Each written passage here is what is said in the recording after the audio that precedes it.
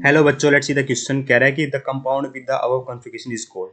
देखिए बेटा, हमें आईयूपीए के नेम से ज़्यादा है ना, यहाँ पे ये बताना है कि दो जो कायरल सेंटर बन रहे हैं उनकी कॉन्फ़िगरेशन क्या होगी।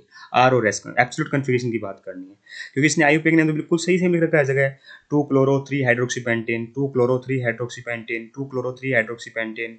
मतलब सिर्फ केवल हमें कॉन्फ़िगरेशन की बात करनी है ना। कॉन्फ़िगरेशन पता चलती पूरा आईयूपीए के नेम में पता चल जाएगा सही है गलत। तो यहाँ पे केवल दो कायरल सेंटर होंगे, तो सेकंड और थर्ड का मतलब क्या बेटा, ये मेरा सेकंड कार्बन एटम है बेटा, और ये मेरा थर्ड कार्बन एटम है ना। तो इनके आईयूपीए नेम की बात ये कर रहा है ना।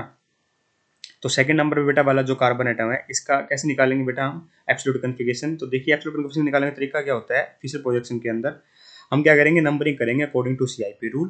ठीक है, सीआईपी रूल के बाद देखेंगे जो मेरा फोर्थ नंबर वाला आइटम है वो हॉरिजॉन्टल लाइन पर आ रहा है, वर्टिकल लाइन पर आ रहा है। अगर फोर्थ नंबर वाला आइटम मेरा हॉरिजॉन्टल लाइन पे आता है तो हम क्या करते हैं, जो कॉन्फ़िगरेशन आती है उसको चेंज कर देते हैं। आर आएगी तो एस मानेंगे, एस आएगी तो आर मानेंगे। और ध्यान रखना बेटा, क्लॉकवाइज रोटेशन से आर आती है और एंटी क्लॉकवाइज रोटेशन से मेरी एस आती है। इन दो चीज़ों का ध्यान रखना एक तो, है ना। तो अगर मैं बात करूँ यहाँ पर कैसे लिखी जाएगी, देखिए कॉन्फ़िगरेशन हम क्या करने, नंबरिंग करने जा रहे हैं, है ना। तो सबसे पहले क्लोरीन क्लोरीन है, CH3 लिखा है, हाइड्रोजन लिखा है, और ये पूरा ग्रुप है जिस पे कार्बन है पहला आइटम, है ना।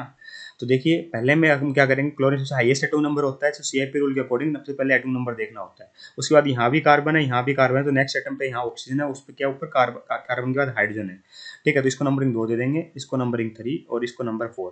अब हमने क्या पाया कि जो मेरा फोर्थ प्रायोरिटी वाला ग्रुप है वो मेरा हॉरिजॉन्टल लाइन पर आ रहा है, तो जो कॉन्फ़िगरेशन आई है उसको हम उल्टा कर देंगे। क्या आ रही है बेटा, 1 2 4 क्लॉकवाइज रोटेशन हुई, तो ये आ क्या रही है आर, तो होगी की जगह एक्चुअली में क्या मिलेगी, एस है। तो इसका मतलब मेरा जो कार्बन एटम सेकंड है उसकी कन्फिग्रेशन क्या होगी, एस होगी, तो 2s आएगा। 2r वाली हो गई आउट।